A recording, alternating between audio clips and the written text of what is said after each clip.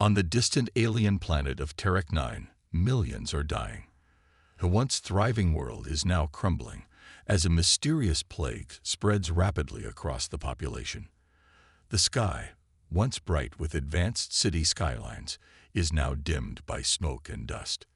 The plague is unlike anything the inhabitants have ever encountered, and no one knows how to stop it. The air itself seems thick with despair as citizens fall ill at an alarming rate. In the central hub of the capital city, Commander Raylan Vec is seen rushing down the corridors of the once thriving military complex. The sound of his boots echo against the walls, but it's the quiet desperation of his thoughts that fills his mind. He passes through room after room, where medics and soldiers work tirelessly to treat the dying. But it's clear that their efforts are in vain. The disease spreads faster than they can heal. Technology is failing. The advanced systems they relied on for everything from communication to healthcare are malfunctioning, leaving the planet in chaos. The advanced alien technology that once made Terek 9 the envy of the galaxy is now a burden, as nothing seems to work as it should. Raylan enters a large chamber where the Galactic Council has gathered. The room is filled with some of the most powerful and wise leaders in the galaxy, all alien races united to maintain order and peace. They should have been able to handle this crisis. They should have found a solution by now. But instead, the council members look just as exhausted as the rest of the planet's citizens, their faces tired and defeated. The air in the room feels thick with failure. "I've tried everything," Raylan says, his voice low but urgent. "The virus is evolving. It's adapting to our technology. Our medical systems can't keep up. The citizens are..." There, he doesn't finish the sentence. His eyes, filled with anguish, scan the room. The other council members look away. They all know the grim truth. Their civilization is dying, but no one has a solution. The leaders begin speaking over one another in panic, suggesting possible solutions that are immediately shot down. There's nothing they can do. The plague spreads like wildfire, consuming everything in its path. Every attempt to find a cure, every possible tactic to stop it has failed. For a moment, the room falls silent. It's a quiet so deep, it's almost deafening. And then, a voice cuts through the tension. It's Raylan's voice again, but this time, it carries something different, something unexpected. "What if we called them?" Raylan suggests. The room goes still. Eyes widen. Whispers spread like wildfire. "Call who?" asks Senator Grithel, an older, wiser alien. His voice is filled with suspicion, though his expression reveals a hint of curiosity. "We call the humans," Raylan repeats, his gaze firm. "We need them." For a long moment, the room is filled with shocked silence. Some of the council members stare at him in disbelief, as if he has just suggested they turn to the stars for help from a race of mythical creatures. Humans. The very name sends a chill through the room. They are considered unpredictable, dangerous, and most importantly, chaotic. For centuries, humanity has been isolated from the galactic community. The idea of calling them for help is unthinkable, almost absurd. Their reputation is well known. Humans are reckless and warlike, prone to violence and emotional outbursts. They don't play by the rules, and in the eyes of many, they are nothing more than a primitive species, far too uncivilized to help in any significant way. Senator Grithel's voice shakes slightly as he addresses Raylan. "You can't be serious. The humans are. They are nothing like us. They're wild, unrefined. They're unpredictable. I'm aware of how they're seen," Raylan says, his voice calm but unyielding. "But our situation is dire. We've tried everything, and we're failing. If we don't act now, Terek 9 will be lost. The plague, the technology breakdown, it's all too much. We need their help. We need the humans." The room murmurs with disbelief. Some council members look hesitant, but others begin to nod, the reality of their situation settling in. The plague shows no signs of slowing down, and their planet is on the verge of collapse. Desperation has begun to outweigh fear. Raylan takes a deep breath and steps forward. They have survived on their world for centuries, against all odds. They've fought wars, endured plagues, and faced enemies far more powerful than they are. The humans may be wild and unpredictable, but they have something we've forgotten: the will to fight. And that might be exactly what we need. The room remains tense, but now there is a sense of understanding in the air. Some council members begin to consider Raylan's idea, their minds turning over the possibilities. The situation is desperate enough to warrant such a radical move. The plague is killing millions, and nothing else is working. Could they truly rely on humanity's brute force to save them? Could they trust that humans, with all their faults, might hold the key to their survival? Finally, Grand Chancellor Xulfar, an ancient alien whose race is known for its wisdom, speaks up. His voice is grave but decisive. If we send for them, there's no going back. The humans are unpredictable. They could make the situation worse. We have no choice, Raylan says, his voice firm, but filled with the weight of his decision. We can't afford to sit here and wait. Millions of lives are at stake. I'm willing to take the risk. A heavy silence follows, but one by one, the council members begin to nod. There is no other choice. Raylan has convinced them that humanity might just be their last hope. Then let the message be sent, the Grand Chancellor declares. We will call upon Earth. We'll send a message, and we'll see if they answer. Raylan nods. He knows that the message to Earth must be sent immediately. There is no time to waste. The countdown has begun.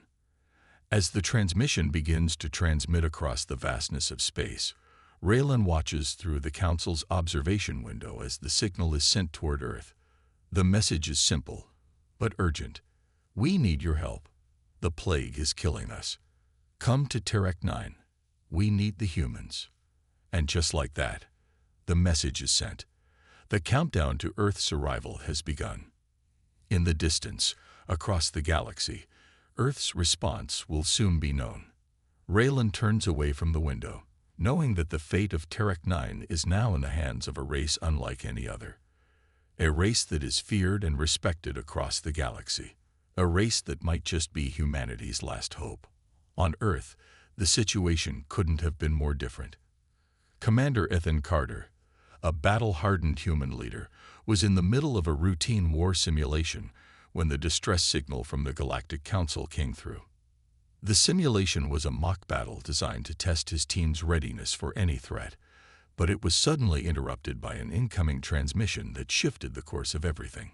Ethan was no stranger to chaos, having led humanity through countless battles, both on Earth and in space. But this was different. A cry for help from an alien civilization, a call for humanity to fight a battle on the other side of the galaxy. His strong, imposing figure stood tall in front of the large communication console. The moment the message from Terek 9 played, Ethan's expression grew serious. It wasn't just a distress signal, it was desperate. He could hear the desperation in the voice of the alien commander, Raylan Vec. The words were clear, but the tone was one of complete and utter despair. We need your help. The plague is killing us. Come to Terek 9. We need the humans. Ethan had dealt with intergalactic politics before, but the request sent a chill down his spine. Humans were the underdogs in the galaxy. Their technology was not as advanced as some of the alien species, but humanity's strength lay in its will to survive, its determination to fight, and its unyielding courage. He quickly called his most trusted officers into the briefing room. They gathered around him as Ethan replayed the message. His team, all seasoned veterans, listened intently. The faces around the room showed no surprise. They had all been trained for unexpected missions, but this one was different. They were about to embark on a mission across the stars to save an alien civilization from a plague. It felt surreal, yet the urgency of the situation was undeniable. Dr. Alara Vex, an alien scientist who had once been part of the Galactic Council, stood to the side. her arms crossed. Her sharp eyes glinted with a mixture of frustration and anger.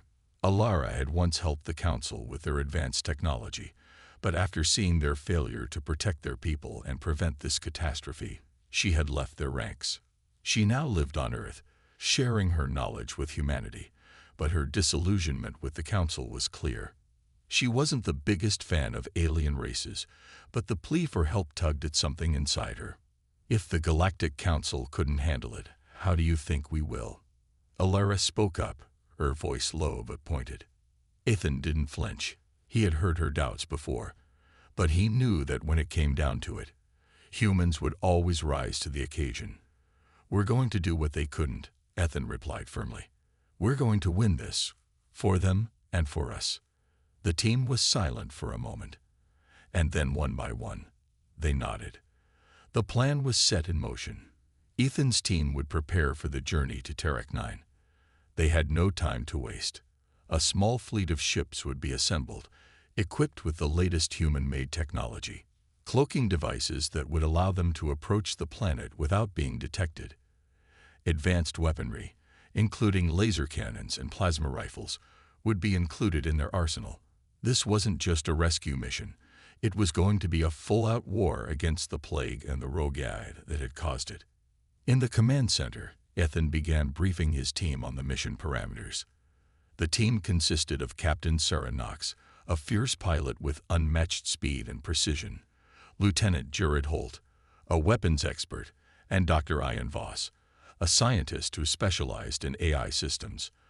Alara was joining them, of course, as their alien specialist. She would be key in understanding the alien technology they might encounter, but also in helping them navigate the complexities of Terek 9 society. As Ethan spoke, his mind raced through the possibilities. The mission would not be without risks. Their ships would be outnumbered by alien forces. The AI that controlled the galaxy was a threat in itself, but Raylan had said it was the plague that was most dangerous. If they didn't find a way to stop it, millions would die. Everyone on this team knows what's at stake, Ethan continued, his voice steady and commanding. This isn't just a fight for Terek 9. This is a fight for every living being who will face this plague in the future. We're not just rescuing them. We're making a stand. The room went silent as they all absorbed his words. They had all faced challenges before, but this mission was unlike any other. They weren't just going into a war zone.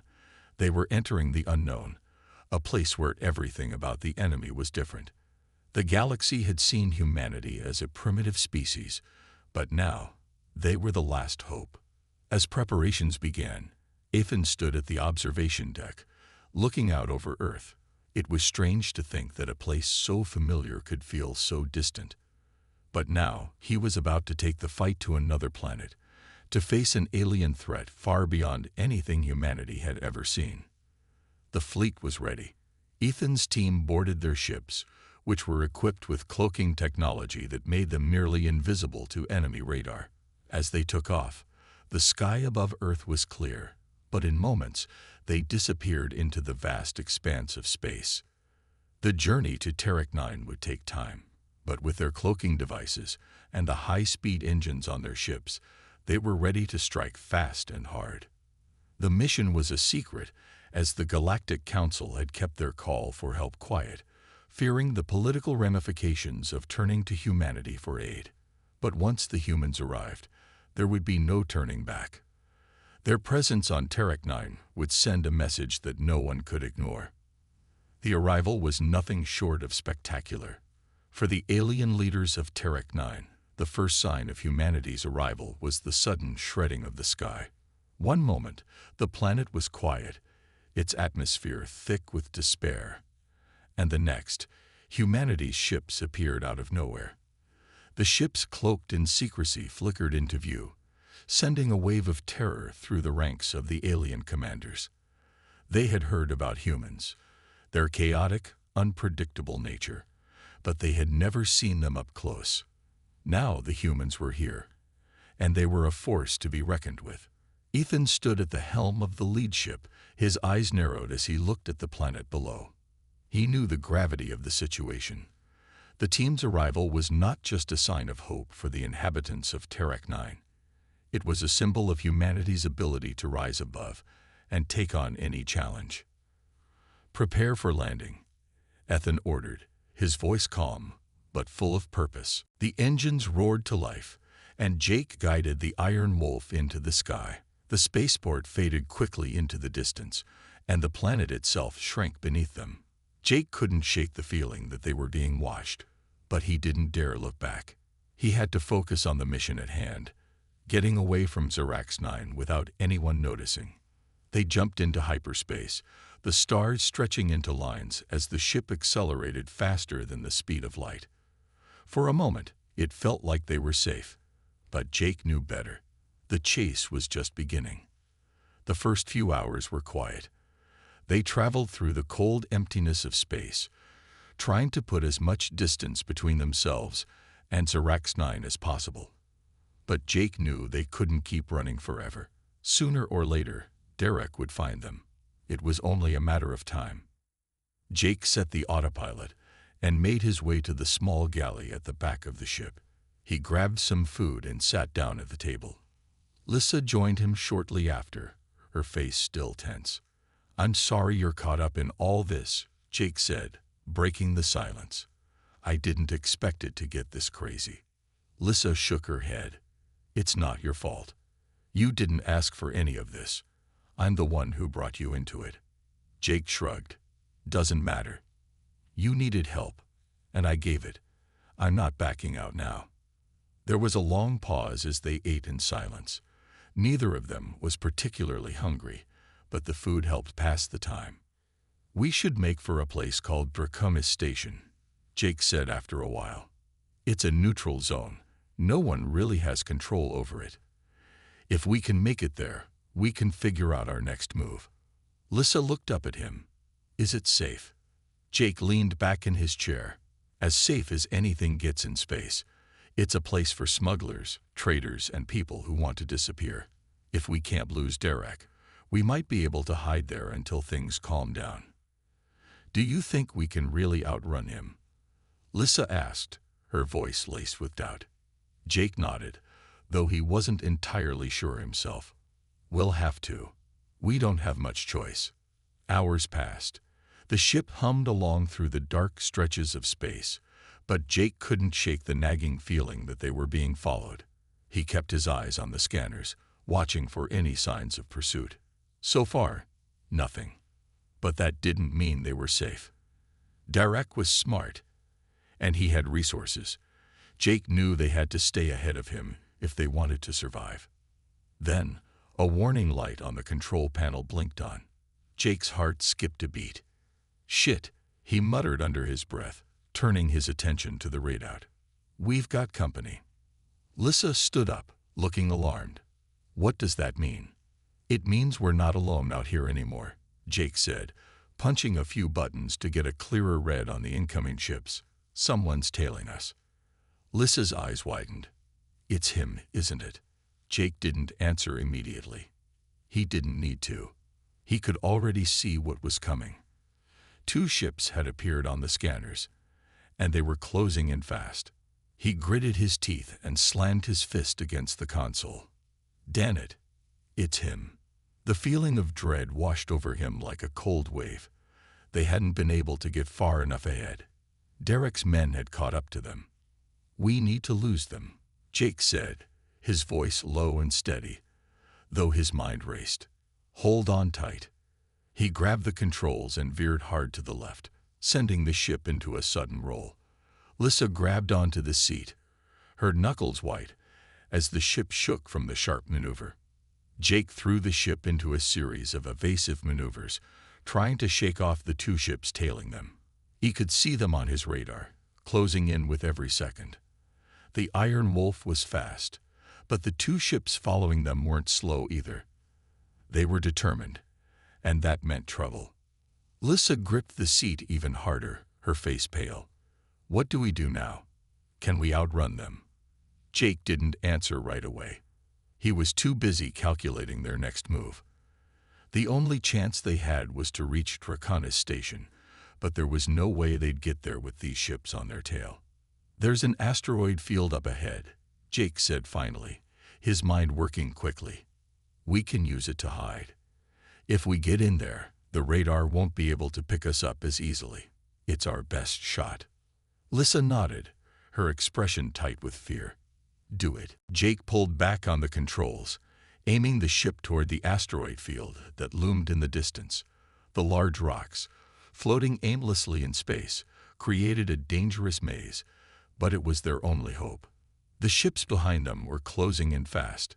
Jake's heart raced as he maneuvered the Iron Wolf into the asteroid field. The ship jerked and twisted as he dodged huge chunks of rock, narrowly avoiding collisions. Lissa's breath came in short, terrified bursts as she watched the asteroids fly past them at terrifying speeds. For a few moments, it seemed like they might have lost their pursuers. The asteroid field was dense, and the ships following them had to slow down to avoid crashing. But Jake knew better than to relax. Then came the worst sound he could have imagined: blaster fire. A loud bang echoed through the ship as one of the pursuing ships fired a laser blast. The blast missed, but it was close. Too close.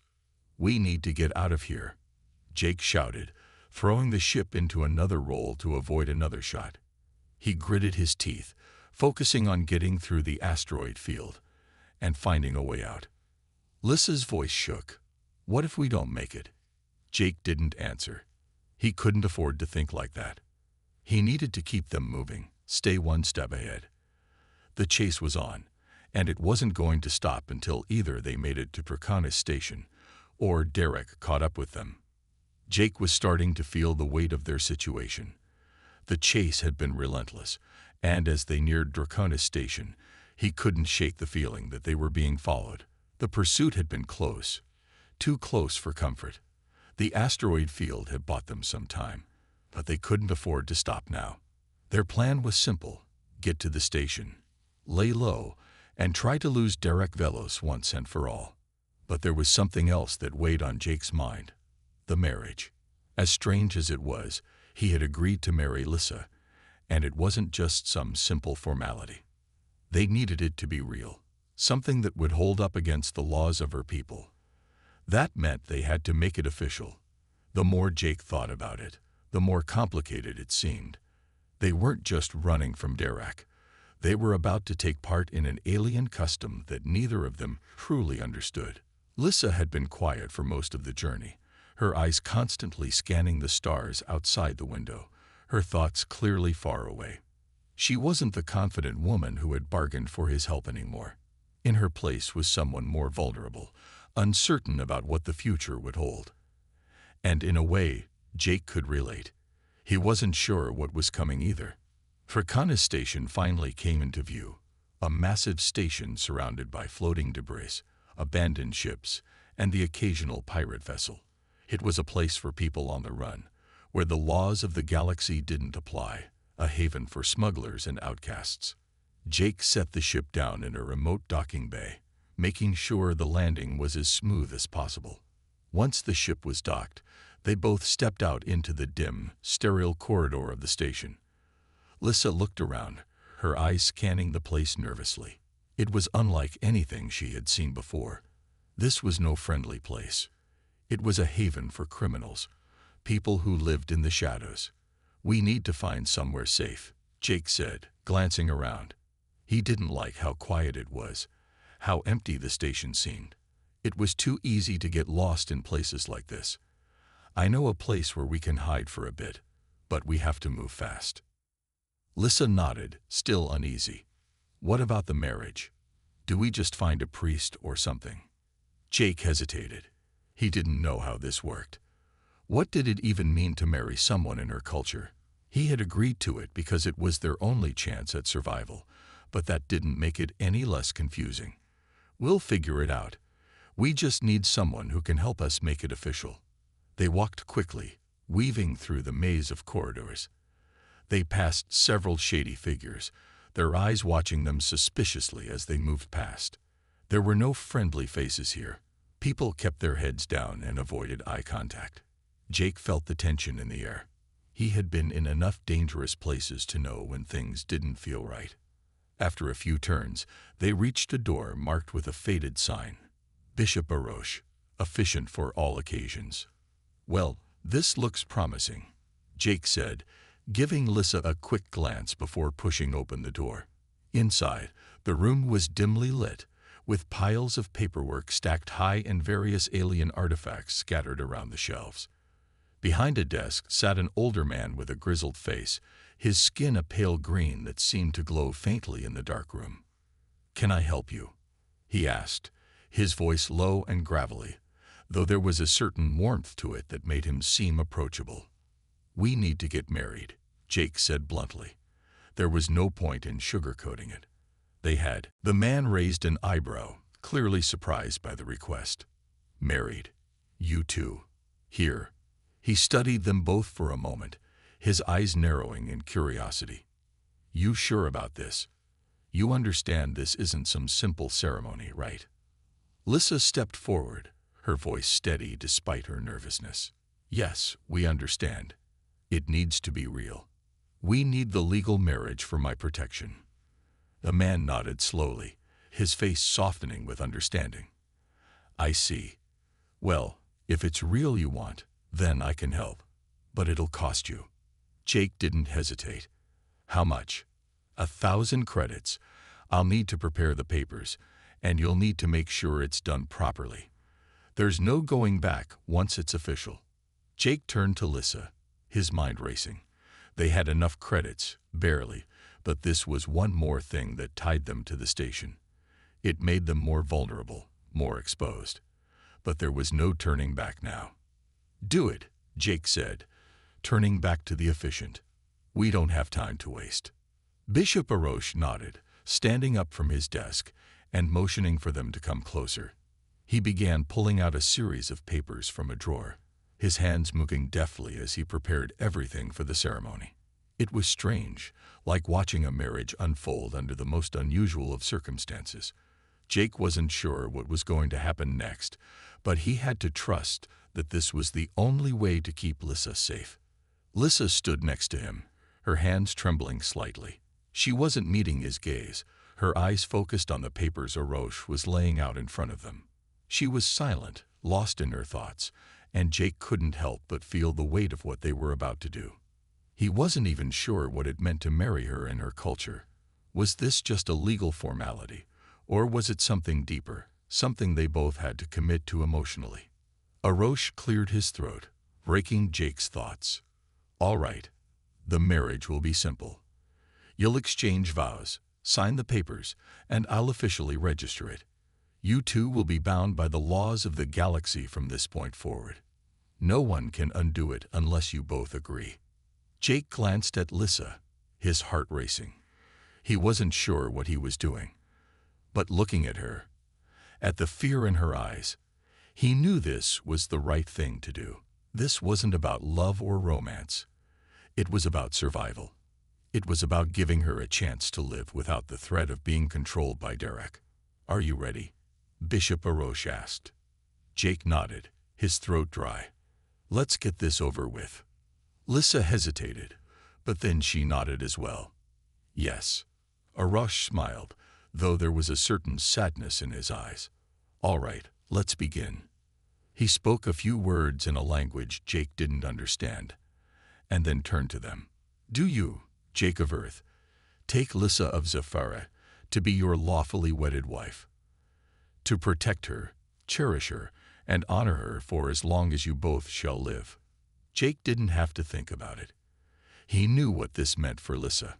He wasn't marrying her for love, but he was marrying her for her safety, and that was enough. He nodded firmly. "I do." Arosh turned to Lissa. "And do you, Lissa of Zafara, take Jake of Earth to be your lawfully wedded husband, to honor, trust, and rely on him for as long as you both shall live?" Lissa's eyes filled with emotion as she looked up at Jake. "I do," she whispered, her voice steady but soft. The officiant nodded, and with a small smile, handed them the marriage certificate. "It is done." Jake felt a strange mix of emotions. He didn't know what to say or how to feel. He had just married an alien woman he barely knew, in a strange place, under the most unusual circumstances. The weight of it didn't quite hit him at first, but as he looked at Lissa, something shifted in him. This wasn't just a contract. This was their bond, and no matter how strange it was, it meant something. Lissa looked at him, her expression softening. "Thank you, Jake," she said, her voice trembling. "You don't know what this means to me." Jack's heart began to race. Had he said something wrong? Was it possible that his wish was too much to ask? But then, slowly, Layla's face softened, her eyes glistening with an emotion Jack couldn't quite identify. "Jack, that is the most selfless wish anyone has ever made, but you must understand that it cannot be granted. Not by me. Not anymore." Jack's heart sank. But why not? If I could be free, if I could live my life without fear, why can't you have that too? Layla sighed softly, her expression filled with a kind of melancholy acceptance. "The nature of my existence is tied to the curse that bound me. I cannot escape it. No one can, not without great cost. I have seen many who wished for freedom, only to lose themselves in the process. Some sacrifices are too great, Jack." He looked at her, determination filling his chest. "But you deserve it. You've given so much of yourself. You should get the chance to choose for yourself, to be free. I know it's risky, but I have to try." Layla's eyes glistened, and for a moment, it seemed as if a great weight had lifted from her. "You are the first to ask such a thing," she whispered. "And perhaps this is my choice. You have given me the opportunity to consider what I've always longed for, the freedom to choose." Jack's eyes widened as the realization hit him. He had given Layla the power to make her own choice. For the first time, she was not bound by her curse.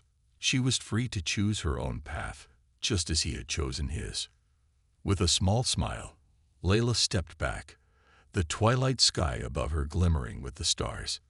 "Jack, I have made my choice. You've given me the gift of freedom, and I will choose my own destiny now. Thank you." With a burst of adrenaline, Alex broke free from the Queen's grasp and rushed toward the flagship's power core.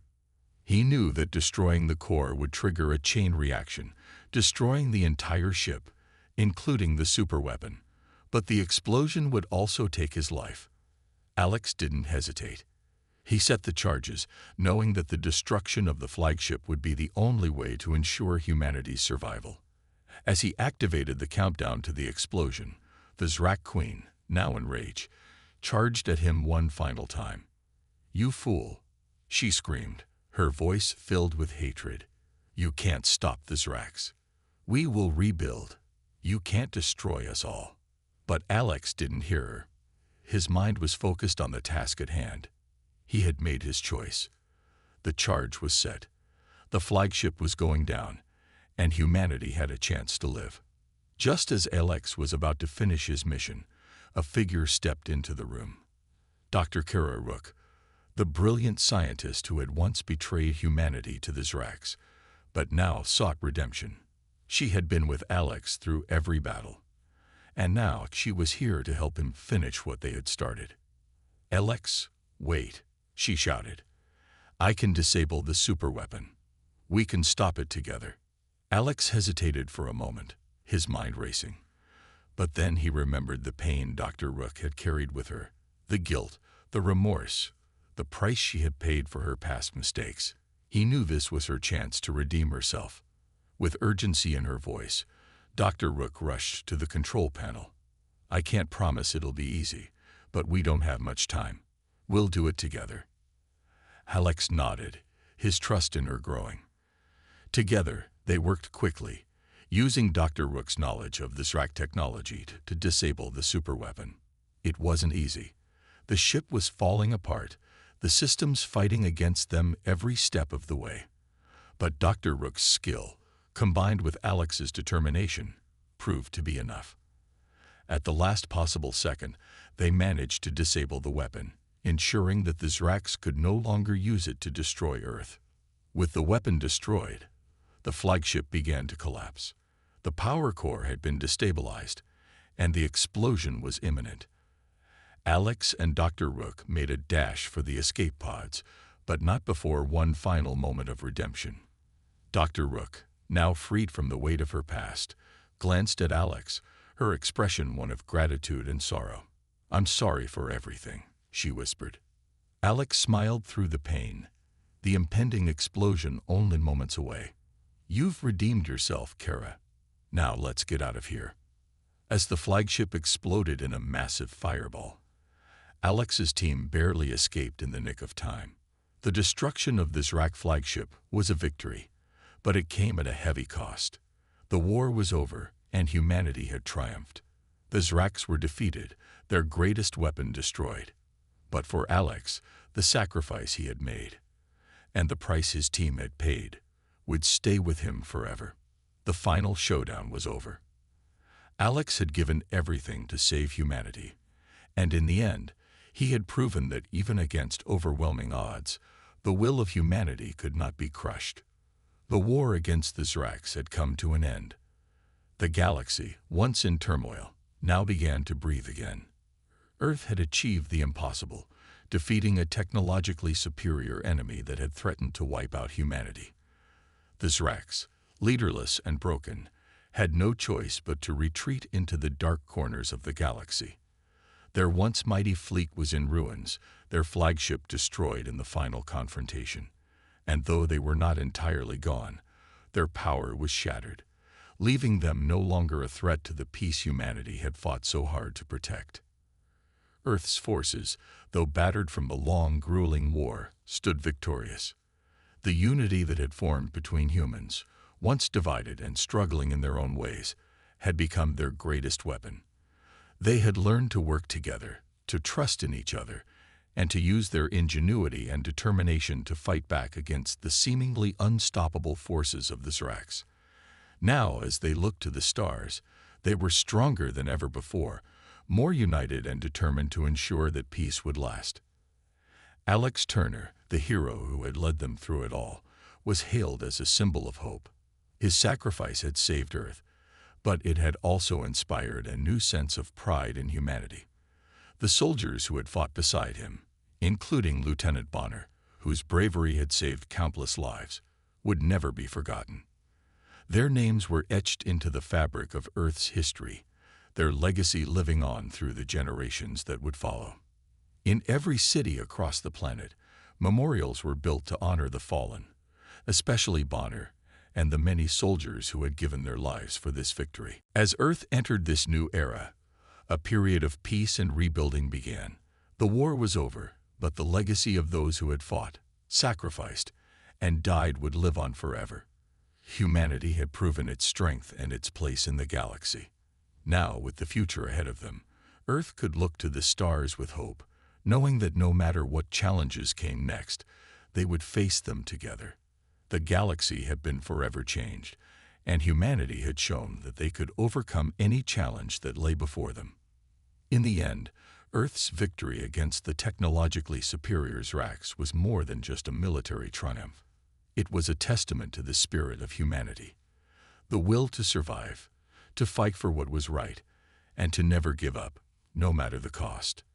And as humanity stood victorious, ready to face the future, one thing was certain: the galaxy would never forget the story of Earth's rise.